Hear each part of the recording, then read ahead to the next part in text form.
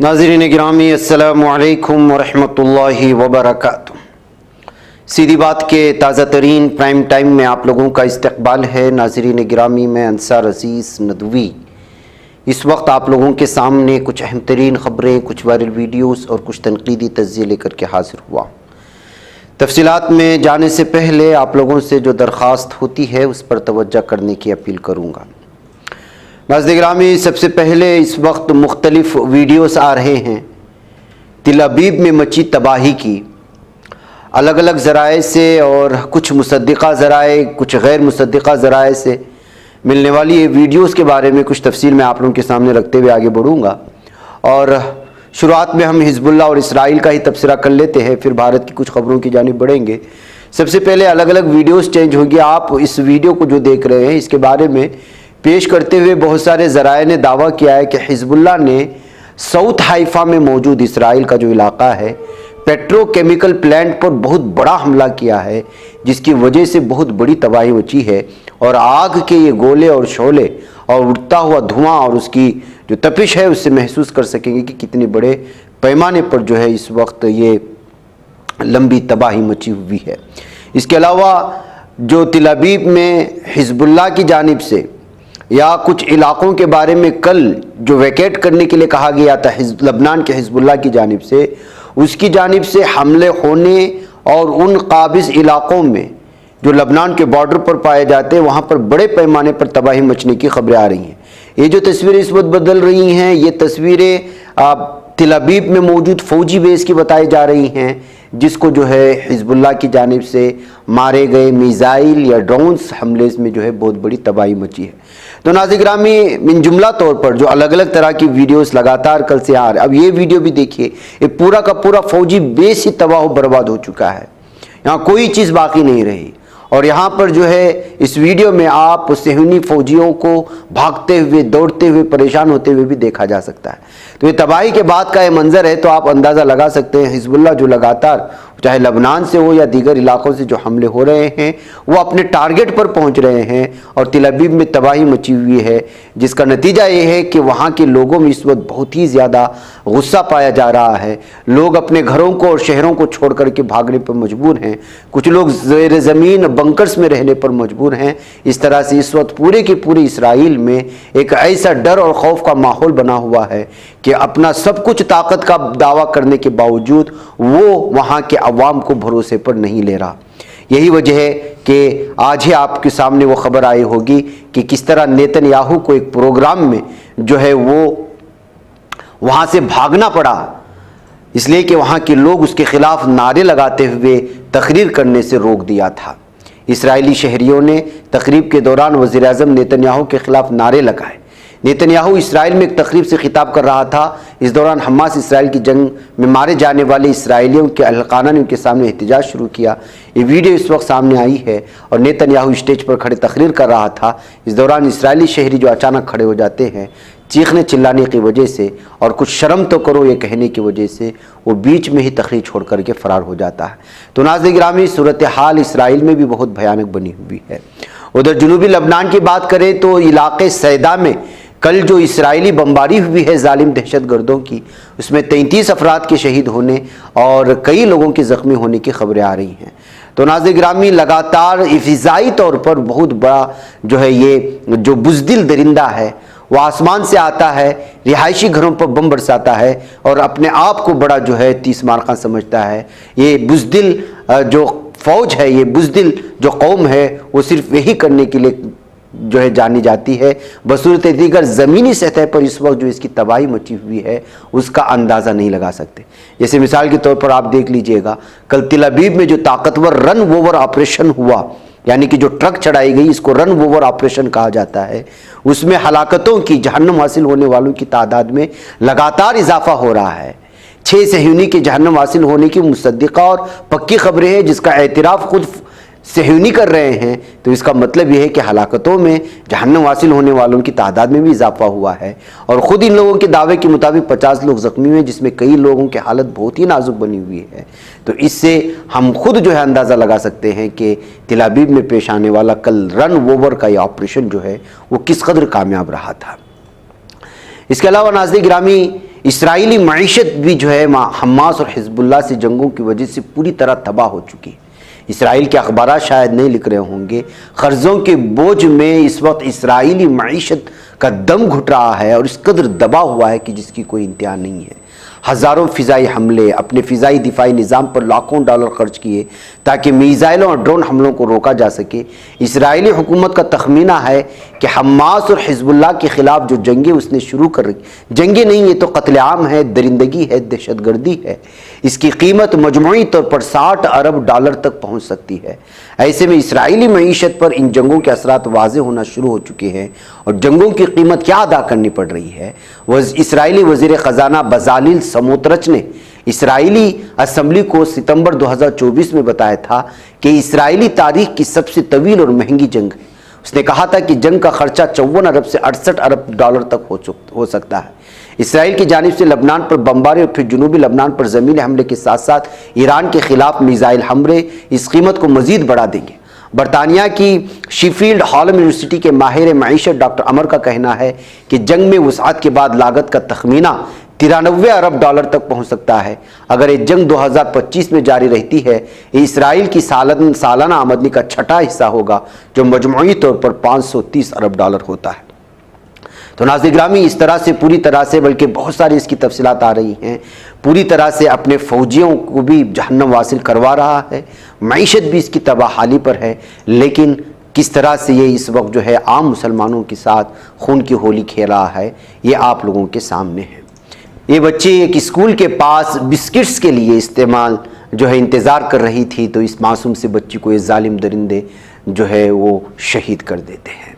इसके अलावा एक और तस्वीर देखिएगा और इस तस्वीर को देख कर के इनकी दरिंदगी की इंतहा देखिएगा कि नॉर्थन गाज़ा में किस तरह से, जिसमें बूढ़े बुजुर्ग नौजवान हैं, उसको नंगा होकर के एक जगह पर जमा होने पर मजबूर किया है, राउंड अप होने पर।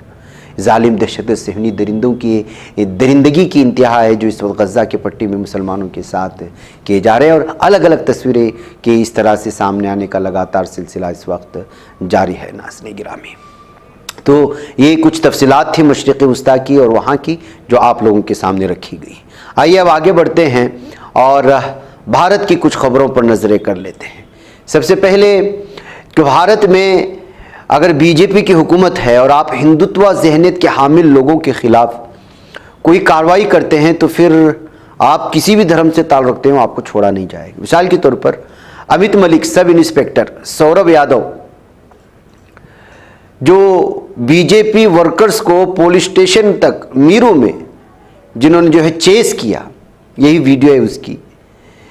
तो ये आप देख सकते हैं कि ख़वातीन को सता रहे थे, बीजेपी कारकुनान थे, उनको जो है भगाया गया और मीरू पुलिस स्टेशन तक लाया गया। तो अमित मलिक और सौरभ यादव को इस वक्त जो है ट्रांसफ़र कर दिया गया है, हटा दिया गया है। यानी कि अगर ये दरिंदे ख़वातीन के साथ छेड़खानी करते हैं, हफ्ता वसूली करते हैं, जराइम में मुर्तकिब पाए जाते हैं, तब भी आप इनके खिलाफ कुछ ना करें। अगर करेंगे तो फिर आपको सज़ा मिलेगी। क्या ये कहना चाहती है यहाँ की हुकूमत? ये कहते हुए इस वीडियो को शेयर किया गया। इसी तरह की वीडियो कल भी एक आई थी और वो थी एमपी की। एमपी में बजरंग दल के मेंबरान जो है वो लगातार नौजवानों का इस्तेमाल करते हुए हफ्ता वसूली और धर्म के नाम पर गुंडागर्दी कर रहे हैं और स्कूल और कॉलेज जाने वाले बच्चों को और तलबा का इस्तेमाल हो रहा है। ऐसे में एक पुलिस अफसर उनको समझाने की कोशिश कर रहा था और कह रहा था कि आप जो है यंग बॉयज़ को इलीगल एक्टिविटीज़ में शामिल करके उनकी ज़िंदगियों को तबाह कर रहे हैं। लेकिन पता चला कि इस पुलिस अफसर का भी जो है ट्रांसफ़र कर दिया गया है। आप भारत की बाज़ रियासतों में इंतज़ामिया की बदलती हुई सोच, जराइम पेशा और हिंदुत्व दहशतगर्दों को साथ देने का अंदाज़ देख करके आप अंदाज़ा लगा सकते हैं कि इस वक्त जो भी अक़लियतों के ख़िलाफ़ जो कुछ भी गुंडागर्दियाँ हो रही हैं उसमें बराह रास्त इंतज़ामिया शामिल है। सुन लीजिएगा इस वीडियो को, आपको पता चलेगा।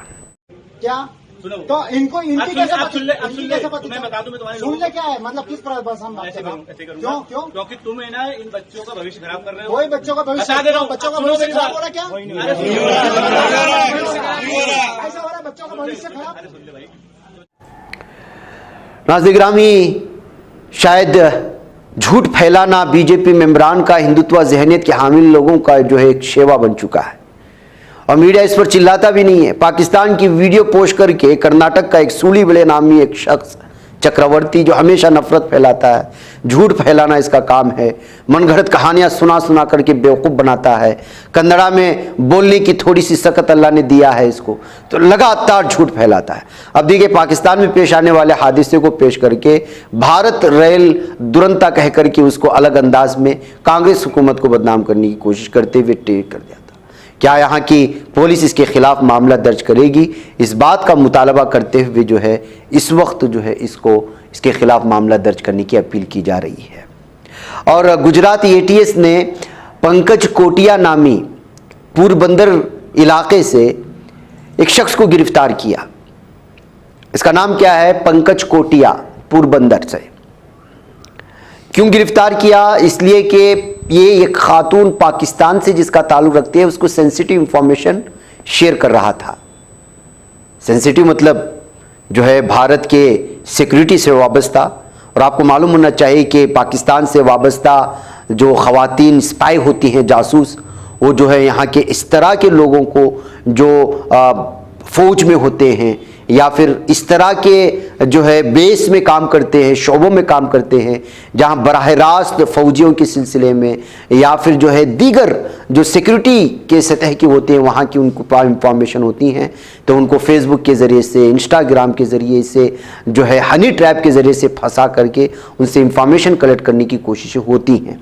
बाज़ दफ़ा ये लोग खुद जो है पैसों के लालच में भी जो है ये काम करते हैं। अब ऐसी ही हिंदुस्तान की पाकिस्तान को जासूस करने वाला एक शख्स जिसका नाम पंकज कोटिया है, उसको गुजरात की एटीएस गिरफ्तार कर लेती है, लेकिन नोएडा में बैठे हुए चैनल को ये मामला कोई बड़ा नहीं लगता।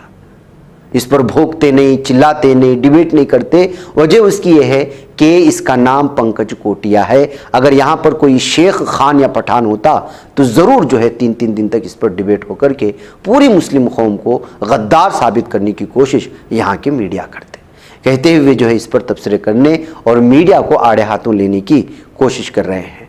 नाज़रीन गिरामी, दिवाली आ रही है और इस वक्त त्यौहार है, जगह जगह पर जो है पटाखों की दुकानें लगी होती हैं। अपने बच्चों की हिफाजत करें।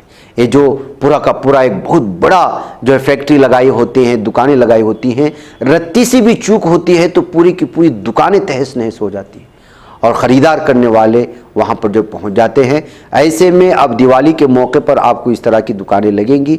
बिलखुसूस अगर ख़रीदारी करना है तो बच्चों को हरगिज़ भी ना ले जाएं, कब क्या होगा पता नहीं चलता। ये कहते हुए एक पारस फैक्ट्री में पेश आने वाले इस वीडियो को शेयर करते हुए लोगों से मुतालबा किया गया है कि दिवाली के इस त्यौहार के मौके पर पटाखों की दुकानों के करीब अपने औलाद को, अपने बच्चों को फेंकने से जो है वो परहेज़ करें। नाज़रीन गिरामी, एक फिर दरिंदा सामने आ गया। मलऊन व मरदूद खिंजीर किस्म का एक शख्स जिसको आप देख रहे हैं, इसने मलऊन व मरदूद यती नरसिम्हानंद, जिसने आप सल्लल्लाहु अलैहि वसल्लम की शान में गुस्ताखी की है, उस मलऊन व मरदूद खिंजीर दरिंदे की हिमायत में आया है और इसका नाम जो है अंकित तिवारी है, फारुखाबाद में, और जो है ये बीजेपी लीडर है।